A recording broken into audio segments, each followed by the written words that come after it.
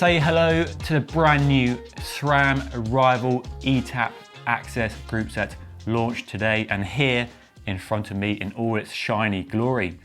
So it's been 2 years since SRAM launched Red eTap AXS and Force followed quickly in its footsteps, and both group sets, it's fair to say, have been really popular at the high end of the road bike market. But Arrival brings all that technology to a much lower price point, making it available for more people. So really exciting news. For this video then, I'll go through all the details of the group set, what you need to know about a group set, what it costs, how much it weighs, and what it shares with Red and Force. And yes, all these parts will be finding their way onto a frame very soon. Got something very exciting to announce in the next couple of weeks, so stay tuned for that. Subscribe to my channel if you haven't already. Can't wait to share that with you. But today, let's dive into the group set and see what's new. In a nutshell, the main takeaway from this video is you're getting all the same technology as Red and Force, but at a much lower price point.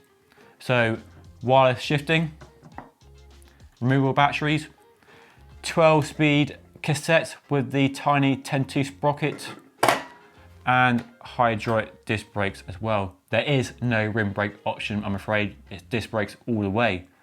So lots of shared technology. The real difference is in the materials used. So alloy rather than carbon fiber, which keeps the price down. Small weight penalty perhaps, but a much lower price point. And talking price, you're looking at just over £1,500 here in the UK for a complete 2x group set with a power meter. Yes, there is a power meter option on a group set, more on that in a bit. And to put that price in perspective, a SRAM Red eTap AXS 2x group set with a power meter is over £4,000, while Shimano's Ultegra Di2 with no power meter is over £2,000. So quite a lot cheaper. And while the group set on its own is amazing value for money, I can't wait to see the bikes that manufacturers spec the group set on and what it does to prices as well. So more on that in a future video, but for now let's dive into group sets in a bit more detail. We'll start with the hoods because they're the main contact point with the bike, and if you're familiar with Red or Force, you'll feel right at home on these because they are very, very similar. So same button paddle design, up, down, both together for the front mech, nice texture material, feel really good. Alloy levers rather than carbon to save money, small weight penalty perhaps, but not all that much. 2 key changes inside which you can't see. There's no contact point adjustment for the brakes inside there, and there's no support for the blips, the remote wireless shifters which you can put on the tops of the handlebars or in the drops for remote shifting. But by removing those 2 features, the upshot is the hood is slightly smaller. It's a bit slimmer, and I can more easily fit my hand around it than Red or Force. Still quite chunky, quite squared off, but it's a bit smaller, a bit slimmer, so a nice little change there. And I think that's a nice benefit which makes up for the 2 features you lose on this Arrival group set over Force and Red. When you buy the shifters, you get the brakes included as well, so flat mount calipers, essentially the same 2-piece design as Red and Force. They slightly changed the bleed port so it should be easier to bleed.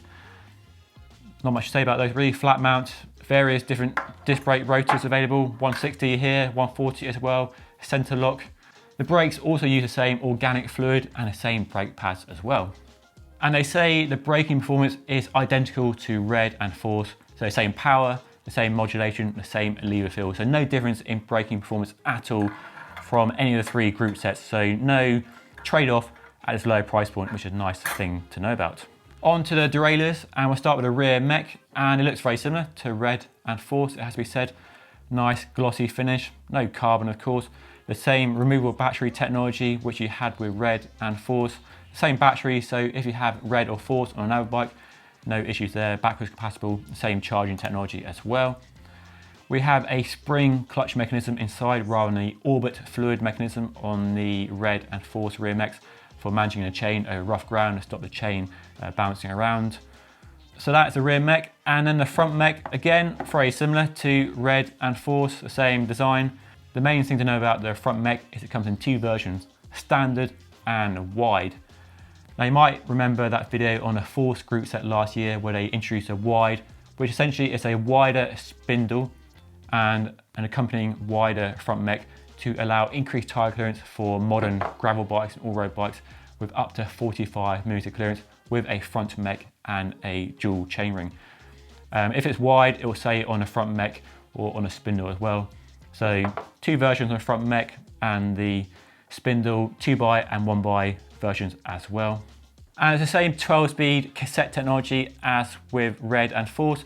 So same XDR driver body and the same 12-speed setup with a 10-2 sprocket there. We have 2 versions available at Rival, 1030 and this a 1036, but you can use the 1028 and the other cassettes available on Red and Force if you want to save weight and buy a posher cassette for your Rival group set. You can definitely do that. So it's all interchangeable. You can mix and match. We've got a nice nickel plated finish, looks cool, should be hard wearing and long lasting.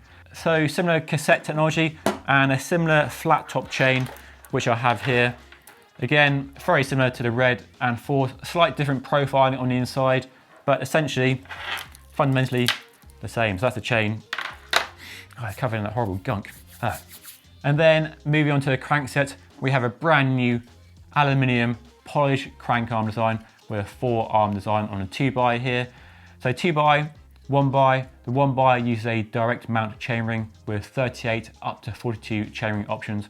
And the 2x options include a 48-35 and a 46-33 standard and a 43-30 wide if you want that lower gearing for gravel or road bikes. So a really good option for lots of different types of road bikes and off-road bikes. And it is, I reckon, a nice looking crankset. Nice polished design, understated logos. I like the shape of these arms here. Yeah, it looks okay. What do you think? Let me know down below. And it uses the company's Dub bottom bracket axle standard, and you can get bottom brackets that fit this to most frames with the exception of Trek's BB90, which they're moving away from now. I've got a PF86 bottom bracket, which might be a clue to a frame this will be going on. Any guesses? Let me know down below. So that's the crankset. Now I mentioned the power meter, and sadly I don't have a power meter here yet, but I will be getting my hands on one very soon. And what they've done is developed a power meter using their proven Quark technology and developed a left side only spindle based power meter with all the technology and a battery hidden inside the spindle here.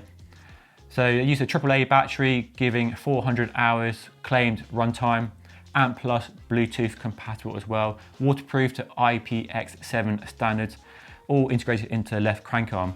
And they're offering all that with a crankset for £322. So that's a really, really keen price point. And the other exciting possibility is if a bike manufacturer specs a non-power meter version of the Rival crankset on their bike, you as a customer can at a later date buy an upgrade kit to give your bike a power meter by buying just a left-only power meter, crank arm and spindle. So a really easy upgrade path to a power meter. And I can see power meter becoming much more popular at a much lower price point than ever before. So good news for people who want to use power to take their riding to the next level. Let's talk about X-range gearing, because that is a key aspect of the group set and what really stands it apart from Shimano and Campag. When SRAM 2 years ago launched Red eTap AXS, I was lucky enough to go to launch in Arizona and ride the group set on some amazing roads surrounded by cacti, quite spectacular, quite stunning. The X-range gearing was the big takeaway message and quite a shift away from the conventional group set we all know and are used to. So simply put, SRAM looked at how cyclists are using bikes on a wider range of surfaces and terrains, and cycling trends have changed in the last 5-10 years, and took the opportunity from going to 11 to 12 speed to totally revamp the group set, the gearing in a way it thought would better suit modern cyclists. So we have a 12-speed cassette with a 10-2 sprocket. It's fair to say the 10-2 sprocket gets some people alarmed about efficiency losses, but that is distracting from the main benefits it provides in the group set as a whole. One of the main benefits is reduced weight. We can have smaller chainrings on the chain set, so that reduces weight. We then have more emphasis on rear shifting rather than front shifting, so you put more range onto the cassette rather than the chain set, so that's doing less of the heavy lifting when it comes to gear ratios. We have a 13-tooth step from the small to the big ring, and smaller chainrings as well. And that means you spend more time in the big ring, and that is a good thing. More time in the big ring is always good. And onto the cassette. With a 10-36 cassette combined with a 43-30 chain set, you have a whopping 516% gear range. And compared to conventional group sets, you have smaller gears when you're going fast and bigger gears when you're going up steep climbs. So bigger range overall at either end of the cassette. And then it gets even better as you have more one-step increments at the business end of this cassette. So smoother shifting, keeping that cadence in the sweet spot, and more gears where you need it, high speed and low speed big climb riding. Now you might think all that is marketing guff and you don't believe any of it, and that's fine, you're entitled to your opinion. But I've ridden Red and Force on many bikes on many occasions, and the way the gearing works for me, and it works for me in the Cotswolds, away from racing, just riding normal roads at normal speeds with hills, headwinds and rough surfaces, on road and off road. Got lower gears going up climbs, got more time in the big ring. The shifting works well. So I know it's easy to focus on that efficiency concern in the 10-2 sprocket. And if you're a pro rider, then maybe. But for most of us mere mortals, riding normal roads and normal speeds, it's less of a concern than all the other benefits you get from the X-Range gearing. So there we go then. A first look at a brand new and very exciting, it has to be said, SRAM rival eTap AXS group set, which brings all the wireless 12-speed technology from Red and Force to a much lower price point. So very exciting news indeed. I'm sure a lot of people have been waiting for this, and it does make you wonder where Shimano 105 Di2 is. Definitely missing out. And SRAM again have shown their ability to bring all that technology to a lower price point at a very rapid pace, as it's done in the mountain bike world in the past. And it will be interesting to see how bike manufacturers respond to this new group set and what bikes and what price points they spec this new group set on. And I will do a roundup of rival equipped bikes in a few weeks' time. And as I said earlier, I will be fitting all these parts onto a frame very soon. Got some really exciting news on that front, so stay tuned to my channel, subscribe if you haven't already. I can't wait to get it built up onto a frame and share it all with you. Anyway, that's all for now. Hope you enjoyed it. Hit the like button, subscribe if you haven't already, follow me on Instagram and Twitter.